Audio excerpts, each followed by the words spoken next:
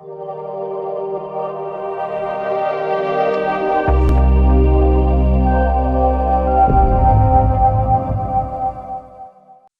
To discover Rajasthan. आज का हमारा टॉपिक है रिग्रेशन या प्रतीपगमन। इसे हम कहेंगे समाश्रयण।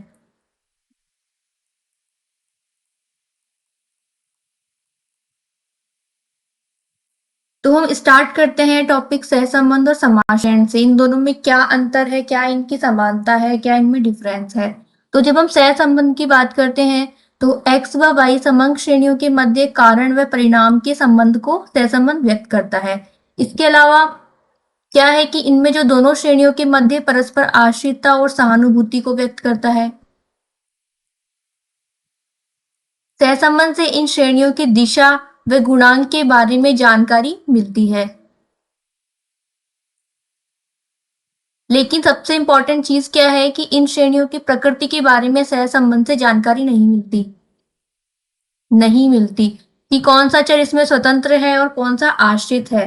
तो इसके लिए हम क्या करते हैं, समाश्रयण का यूज करते हैं। जबकि समाश्रयण का उपयोग स्वतंत्र चर मूल्य के आधार पर आश्रित चर मूल्य का अनुमान लगाना होता है। सहसंबंध में हम क्या करते हैं, x या y पर या y का x पर गुणांक समान होता है।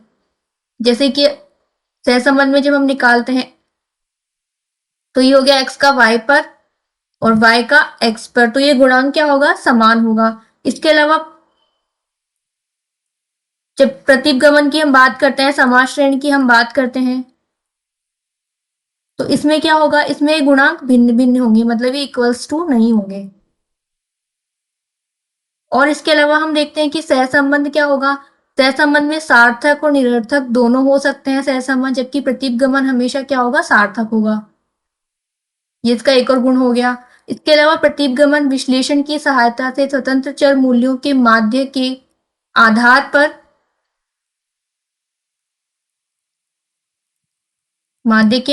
पर आश्रित चर मूल्यों के माध्य का बेहतर अनुमान लगाया जा सकता है। इसे हम देखेंगे रिग्रेशन लाइंस क्या होते हैं। तो जब हम रिग्रेशन लाइंस की बात करते हैं तो प्रतीपगमन रेखाएं न्यूनतम वर्ग मान्यता पर आधारित होती है। किस पर आधारित होती है, लीस्ट स्क्वायर अजम्पशन पर। कैसे निकालेंगे हम, सबसे पहले इसमें होगा समीशन x माइनस एक्स सी बराबर 0। तो यहाँ पर एक्स सी क्या होगा, एक्स सी होगा यहाँ पर संगणित वैल्यू, एक्स सी होगी हमारे पास में संगणित वैल्यू। इसके अलावा ये हमने विचलन निकाला।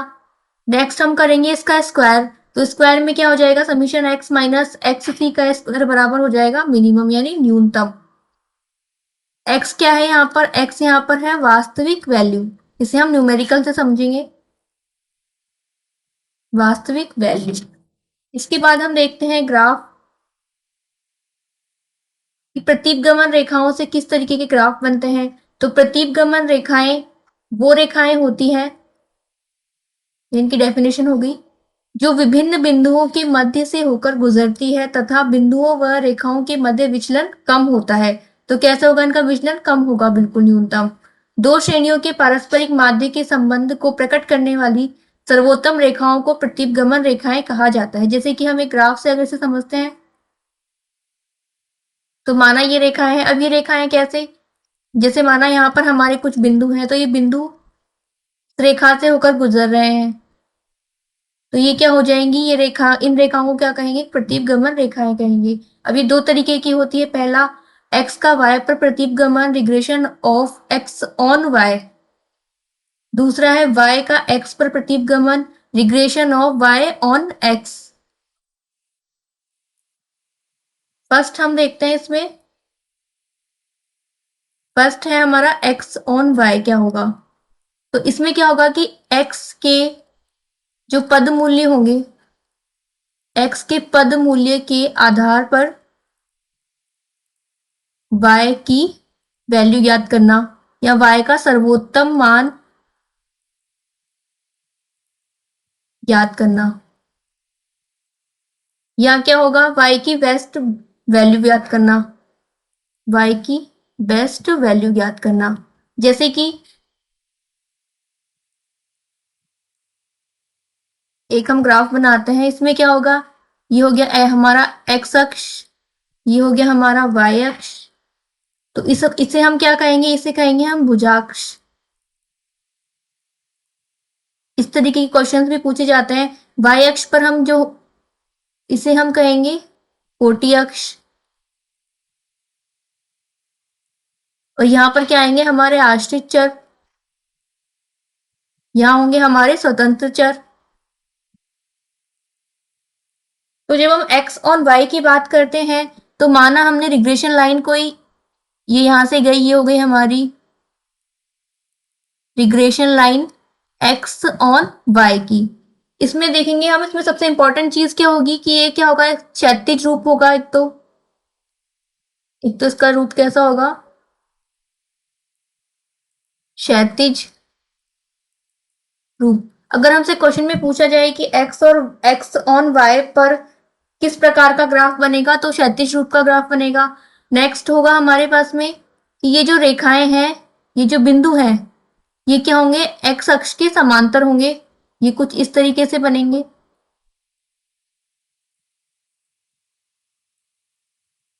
ये कुछ इस तरीके से बनेंगे। तो ये भी क्वेश्चन पूछा गया है कि एक्स ऑन वाई पर क्या बनेंगे, एक्स के क्या होगा, ये एक्स के समांतर चलेगा। के बाद हम जब y ऑन x की बात करते हैं, नेक्स्ट हम देखते हैं y ऑन x। इसमें क्या होगा, इसमें इसे हम ग्राफ से समझते हैं। यहाँ आ गया हमारा x अक्ष, ये हो गया हमारा y अक्ष, यहाँ होंगे हमारे आश्रित चर, इसे कहेंगे हम कोटि अक्ष। ये हो गया हमारा भुजाक्ष। और जब हम regression line y on x की बात करते हैं, तो ये हो गई हमारी y on x regression line y on x। अब इसमें क्या होगा, इसमें इंपॉर्टेंट चीज ये है कि यहाँ पर y ऑन x में क्या होगा, y के समांतर चलेगा। ये y के समांतर चलता है। कैसे, इसमें ये कुछ इस तरीके से चलेगा।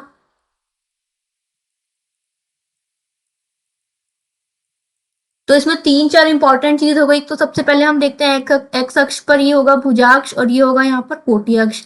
इसके अलावा वाई ऑन एक्स पर क्या होगा, ये वाई अक्ष के समांतर चलेगा। और एक्स ऑन वाई पर क्या होगा, ये क्षैतिज रूप होगा सबसे पहले तो, और ये एक्स के समांतर चलेगा। इसके बाद हम देखते हैं कुछ इंपॉर्टेंट जो फैक्ट्स है इसके, कि सहसंबंध की दिशाओं के बारे में जानकारी देगा ये। इससे क्या हो जाएगा, सहसंबंध की दिशाओं के बारे में जानकारी प्राप्त हो जाएगी। इसके अलावा यदि दोनों प्रतिगमन रेखाएं एक दूसरे पर बनती है, मतलब क्या एक दूसरे को कवर कर लेती है, तो समंकों के मध्य क्या होगा, पूर्ण सहसंबंध होगा। तो पूरी तरीके से क्या होगा, वह सहसंबंध होगा। अब इसमें या तो पॉजिटिव हो सकता है या नेगेटिव हो सकता है। तो देखते हैं, इसमें रेखाएं अगर बाएं से दाईं ओर जा रही है तो क्या होगा, पूर्ण धनात्मक सहसंबंध होगा। और दाएं से बाईं ओर जाएगी तो क्या होगा, पूर्ण ऋणात्मक सहसंबंध। इसके अलावा यदि दोनों प्रतिगमन रेखाएं एक दूसरे के लंबवत है या संपाती है, एक दूसरे को काटती हैं, तो क्या हो जाएगा, इन दोनों श्रेणियों के मध्य सहसंबंध का अभाव होगा। इसका मतलब इन दोनों में सहसंबंध नहीं होगा, अभाव होगा।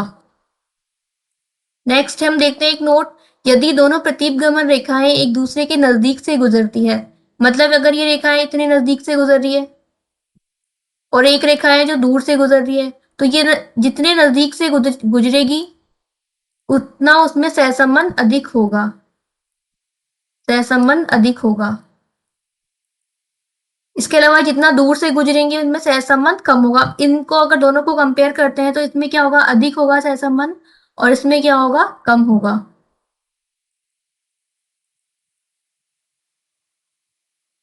एक चीज और हम देखते हैं कि जो रेखाएं हैं एक्स ऑन वाई और वाई ऑन एक्स, ये क्या होंगी, दोनों रेखाएं सदैव एक दिशा में चलेंगी। दोनों रेखाएं सदैव एक दिशा में चलेंगी।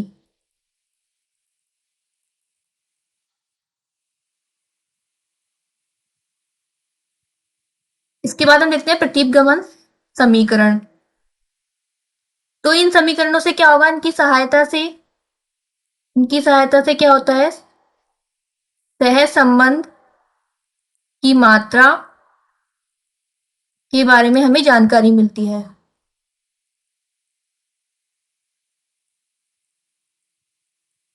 अब हम देखते हैं प्रतीपगमन समीकरण होते क्या है। तो रिग्रेशन इक्वेशन में हम देखते हैं एक्स और वाई, एक्स ऑन वाई की सबसे पहले। तो एक्स ऑन वाई में क्या हो गया, एक्स बराबर ए प्लस बी वाई, ये हो गया इसका फॉर्मूला। अब हम देखते हैं एक्स क्या होगा। तो एक्स क्या होगी, आश्रित मूल्य या अज्ञात मूल्य है जिसका हमें मान ज्ञात करना है। इसके अलावा वाई क्या होगा, वाई स्वतंत्र मूल्य है, प्रदत्त मूल्य है, ज्ञात मूल्य है जो हमें दिया हुआ है क्वेश्चन में। इसके अलावा ए है, तो ए क्या है, अंत्यखंड है। ये कैसे निकालेंगे, हम लीस्ट स्क्वायर मेथड से निकालेंगे। इसके अलावा बी क्या है, बी स्लोप है, ढाल है। और ए और बी क्या है, स्थिरांक वैल्यू है, कांस्टेंट वैल्यू है। जब हम एक्स ऑन वाई की बात करते हैं तो इसका मतलब हमने पता है कि क्या होगा, y की इकाई में परिवर्तन करने पर क्या होगा, x के मूल्य में परिवर्तन कितना हुआ है ये हमें प्राप्त होगा।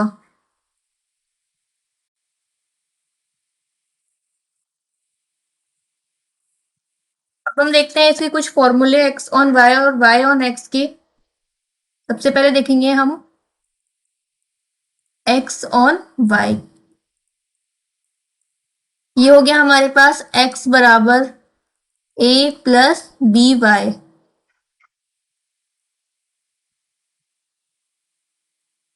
इसे हम और क्या लिख सकते हैं, और हम इसे लिख सकते हैं x minus x bar is equals to B x y y minus y बार।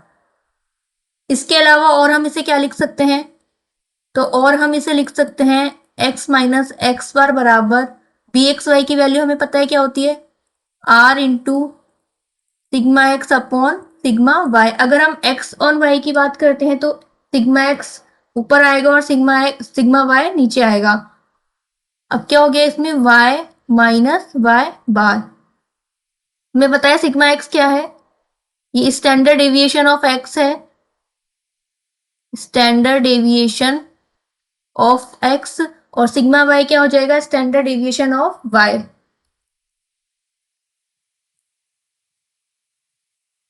तो आर का फॉर्मूला क्या है हमारे पास में, अगर हम आर का फॉर्मूला देखते हैं तो आर बराबर है हमारे पास में summation D x into D Y upon N sigma X into sigma of Y. ये हो गया हमारे पास में आर का फॉर्मूला। अब हम यहाँ आर की वैल्यू रखेंगे, यहाँ हम आर की वैल्यू रखते हैं तो क्या आ जाएगा, यहाँ पर x माइनस एक्स बार बराबर summation D x into D Y upon N sigma x cancel हो गया।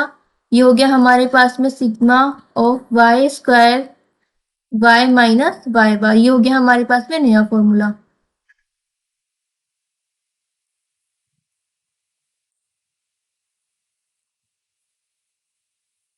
अब एक एक इसमें वैल्यू दी है सिग्मा एक्स और sigma Y, standard deviation of X और वाई। तो इनके फॉर्मूले क्या है, इनके फॉर्मूले हमने लास्ट क्लास में देखे हैं। स्टैंडर्ड डेविएशन ऑफ एक्स की वैल्यू होती है हमारे पास में रूट में समीशन एक्स माइनस एक्स बार का स्क्वायर अपॉन एन।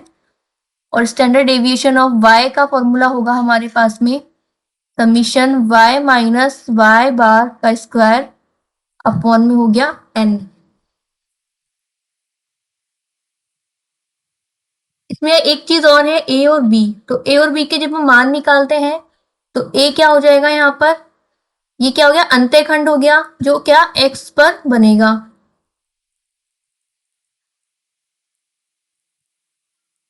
इसके अलावा बी, बी क्या हो गया, रेखा का ढाल हो गया, स्लोप हो गया।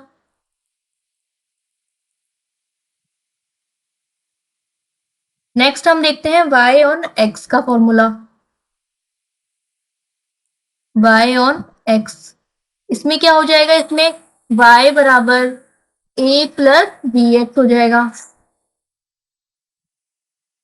इसमें क्या हो जाएगा, y माइनस y बार बराबर बी वाई एक्स होगा और x माइनस एक्स बार होगा। ऐसे ही हम आगे वैल्यूज निकालेंगे तो ये हो जाएगा, यहाँ पर क्या हो गया, r into standard deviation of y upon standard deviation of x minus x bar. यहाँ पर हम r की वैल्यू रखेंगे, r की वैल्यू क्या है हमारे पास में, इस r की वैल्यू रखेंगे हम, r की वैल्यू है हमारे पास में summation dx into D Y upon n standard deviation of x and y।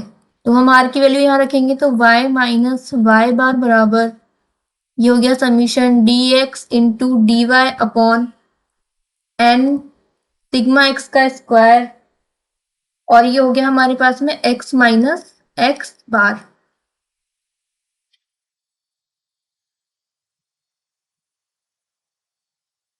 इसके बाद हम देखते हैं कि इसमें कुछ स्टेटमेंट्स हैं कि a और b की गणना करने पर स्थिरांक अचर मूल्य हमें तीन तरीके से प्राप्त होंगे, या तो हमें a पॉजिटिव प्राप्त होगा, या नेगेटिव, या शून्य प्राप्त होगा। तो जब हमें a पॉजिटिव प्राप्त होगा तो क्या होगा, पॉजिटिव है तो प्रतीपगमन रेखा मूल बिंदु से ऊपर y अक्ष को स्पर्श करते हुए बनेगी, y अक्ष को स्पर्श करते हुए बनेगी इसमें रेखा। नेक्स्ट है अगर नेगेटिव होगा तो क्या होगा, मूल बिंदु से नीचे की ओर बनेगी, मूल बिंदु से नीचे y अक्ष को स्पर्श करते हुए बनेगी। थर्ड है अगर a का मान शून्य होगा तो प्रतीपगमन रेखाएं मूल बिंदु से बनेगी। तो अगर 0 है a का मान तो क्या होगा, मूल बिंदु पर बनेगी रेखाएं। नेक्स्ट अगर पॉजिटिव है तो y अक्ष को स्पर्श करते हुए मूल बिंदु से बनेगी। मूल अब इसे हम एक एग्जांपल से समझते हैं। अगर हमें क्वेश्चन में दिया है कि हमें वस्तु की संभावित मांग का अनुमान लगाना है, संभावित मांग का अनुमान, और हमें वैल्यूज दी हुई है,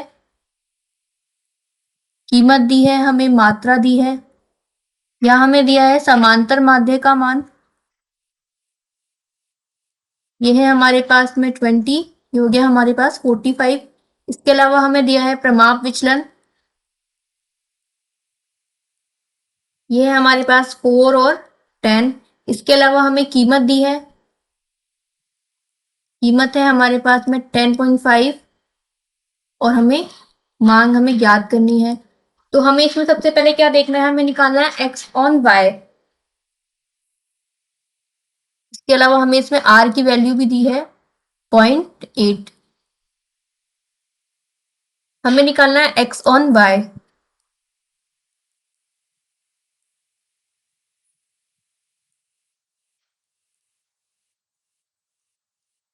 x ऑन y। अब हम देखेंगे x क्या है इसमें, x हमारे पास हो गई मांग जिसकी हमें वैल्यू निकालनी है, y हमारे पास क्या हो गई, कीमत हो गई जिसकी हमें वैल्यू दी हुई है, प्रदत्त वैल्यू है ये हमारे पास में, और हमारे पास क्या हो गया, फॉर्मूला क्या हो गया इसका, x बराबर a plus B Y,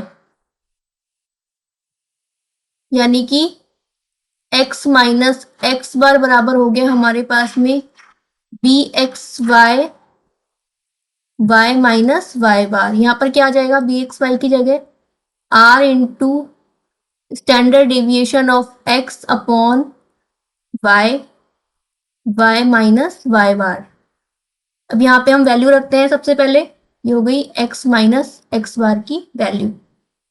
x हमें पता है, x की वैल्यू हमें ज्ञात करनी है, माइनस एक्स बार की वैल्यू हमें कितनी दी हुई है, x बार की वैल्यू है हमारे पास में 45, 45। इसके अलावा अब क्या है, 0.8 हमारे पास r की वैल्यू है, into standard deviation of x और y की वैल्यू हमें दी है, ये हो गया हमारे पास में,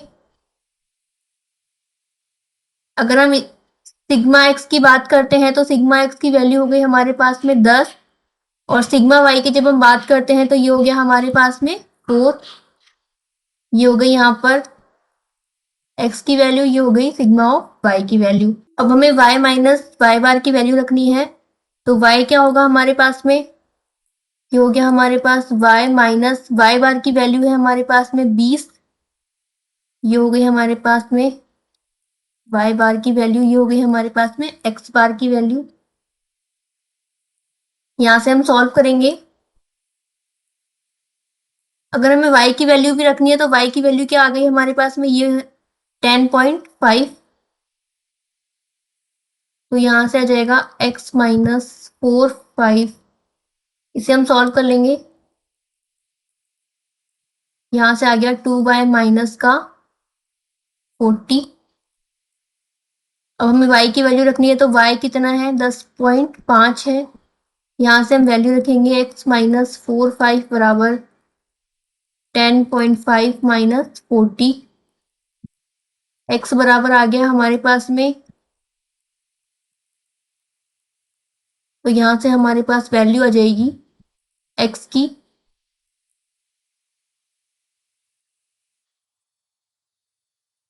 66 माइनस का 40, यहाँ से वैल्यू आ गई हमारे पास में 26 x की वैल्यू। इसके अलावा हम एक क्वेश्चन और देखते हैं।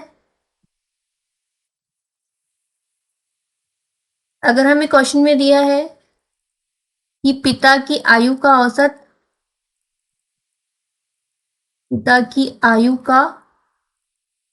औसत हमें दिया है 40 वर्ष। इसके अलावा हमें पुत्र की आयु का औसत दिया है 30 वर्ष। अब हमें क्या निकालना है, इसके अलावा हमें दिया है पिता व पुत्र की आयु का प्रसरण हमें दिया है। प्रसरण का मतलब हम जानते हैं सिग्मा स्क्वायर होता है, 16 और 9 है, 16 व 9 है। और सहसंबंध हमें दिया है 6। अब हमें क्या निकालना है, यदि पुत्र की आयु कितनी है, 20 वर्ष है, तो पिता की संभावित आयु हमें ज्ञात करनी है। संभावित आयु, तो हमने माना इसको क्या है x, तो हम x ऑन y निकालेंगे। तो x बराबर क्या हो गया, a प्लस बी वाई, ये हो गया हमारे पास में x माइनस एक्स बार बराबर बी एक्स वाई, ये हो गया y माइनस वाई बार। हम यहां से वैल्यू रखेंगे x माइनस, ये हो गया यहाँ पर कितना, बी एक्स वाई की जगह हमें क्या रखना है, x माइनस एक्स बार बराबर, ये हो गया r सिग्मा ऑफ x, ये हो गया y माइनस वाई बार। अब हम यहाँ से वैल्यूज रखेंगे, तो x माइनस एक्स बार की वैल्यू कितनी हो गई यहाँ पर, 40। जब हमने x क्या माना है, पिता की आयु को माना है, तो पिता की औसत आयु क्या हो गई हमारे पास में, x बार हो गई, बराबर r की वैल्यू हमें दी है, सहसंबंध हमें दिया है, ये रहा यहाँ पर 0.6 हमें दिया हुआ है, तो r बराबर क्या हो गया, 0.6। हम निकालेंगे सिग्मा x और सिग्मा y, इसकी वैल्यूज हमें दी हुई है। वैल्यू हमें दी है प्रसरण की, तो प्रसरण की वैल्यू कितनी हो गई हमारे पास में, 16। सिग्मा स्क्वायर की वैल्यू कितनी है, 16 और 9, तो यहां से हम निकाल लेंगे ये कितना आ जाएगा, सिग्मा की वैल्यू हो जाएगी हमारे पास में 4 और 3, तो यहां से आ गया हमारे पास में 4/3 y माइनस 30, वाई बार की वैल्यू कितनी है, 30। इसे हम आगे सॉल्व करेंगे, ये हो जाएगा यहाँ पर 0.2,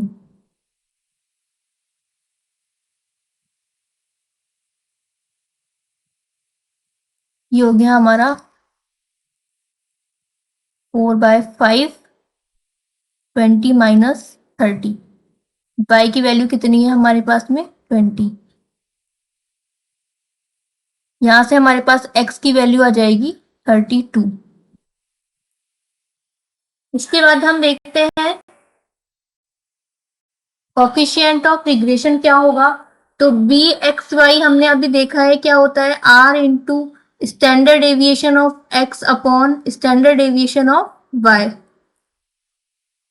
यहाँ से हम क्या कर सकते हैं, और यहाँ से हम बी वाई एक्स की वैल्यू भी निकाल सकते हैं। अगर वाई एक्स की वैल्यू निकालनी है हमें, तो यहाँ पर ऊपर क्या आ जाएगा, स्टैंडर्ड डेविएशन ऑफ वाई, और नीचे हो जाएगा इसमें standard deviation of X into R. ये हो गई हमारे पास में बी वाई एक्स की वैल्यू, ये होगी हमारे पास में बी एक्स वाई की वैल्यू।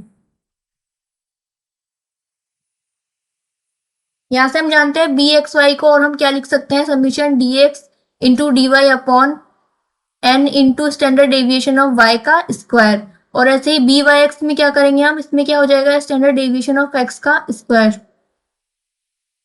दोनों प्रतिपगमन गुणांक की दिशा और सहसंबंध गुणांकों की दिशा परस्पर क्या होगी, हमेशा समान होगी। जैसे कि इसमें क्या है फॉर्मूला, दोनों प्रतिपगमन गुणांकों का गुणोत्तर माध्य सहसंबंध गुणांक होगा। आर बराबर इसमें है प्लस माइनस, ये हो गया b x y into b Y x. हम जानते हैं जब कॉफिशिएंट ऑफ कोरिलेशन की हम बात करते हैं, तो इसमें आर की वैल्यू कितनी होती है, -1 से +1 होती है। और अगर हम कॉफिशिएंट ऑफ रिग्रेशन की हम बात करते हैं, तो इसकी वैल्यू क्या होगी, बी की इसमें -∞ से +∞। इसे हम एक एग्जाम्पल से समझते हैं। जैसे हमारे पास क्वेश्चन है कि यदि x व y पर तथा y का x पर समाश्रयण कितना है, -1/2 है और -1/8 है, तो x व y के बीच सहसंबंध गुणांक हमें ज्ञात करना है। तो फॉर्मूला क्या है, अभी हमने देखा है, r बराबर रूट में हो जाएगा b x y into b Y x. यहाँ पे हम वैल्यू रखेंगे x व y पर, x का y पर निकालेंगे जब हम, तो ये हो गया x on y, b x y हो गया इसका मतलब, और y का x पर निकालेंगे तो ये क्या हो गया, b वाई एक्स। तो यहाँ से हम वैल्यू रखेंगे 1/2 गुणा 1/8, ये हो जाएगा हमारे पास में 1/16। तो यहाँ से r की वैल्यू कितनी आ जाएगी, 1/4। ये हो गया हमारे पास में सहसंबंध गुणांक का मान।